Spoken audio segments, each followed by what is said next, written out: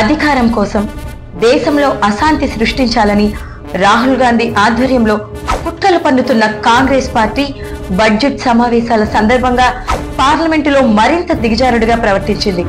ఒకవైపు 2047వ సంవత్సరం లోపు వికసిత భారత సాధన కోసం దేశంలో అన్ని రాష్ట్రాల ముఖ్యమంత్రులతో సమావేశం నిర్వహించిన మోదీ గారు దేశ అభివృద్ధి కోసం ఆలోచిస్తుంటే, అధికార యావతో బడ్జెట్ ముందు తయారు చేసే హల్వా కార్యక్రమంలో కూడా దళితులు, గిరిజనులు, వెనకబడిన వర్గాల అధికారులు లేరని విద్వేష, విభజన, విధ్వంస రాజకీయానికి రాహుల్ గాంధీ లోక్సభ వేదికగా తెరలేపడం భారతదేశ అంతర్గత భద్రతకు అత్యంత ప్రమాదకరం.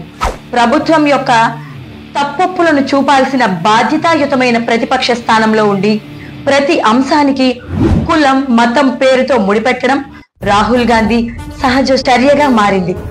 హిందువులు హింసావాదులు అంటూ, కురుక్షేత్రంలో పద్మవ్యూహం అంటూ రకరకాల హిందూ సంబంధిత ధర్మాలను చర్చలోకి తీసుకువచ్చి ఇతర మతస్థులను తమ మూకుమ్మడి ఓటు బ్యాంకుగా మార్చుకోవడం పట్ల రాహుల్ గాంధీ దృష్టి సారిస్తూ దేశ ప్రజాస్వామ్యాన్ని ప్రమాదంలోకి నెడుతున్నారు.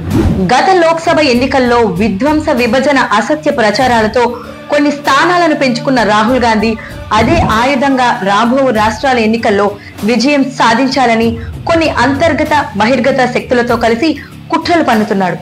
దేశ ప్రజలందరూ కులాలకు, మతాలకు అతీతంగా దేశ అభివృద్ధి కోసం శ్రమిస్తున్న మోడీ గారితో అండగా నిలిచి విభజన రాజకీయాలే ఆయుధంగా పేటరేగిపోతున్న రాహుల్ గాంధీ లాంటి విభజనవాదులకు తగినంత బుద్ధి చెప్పి తీరాలి.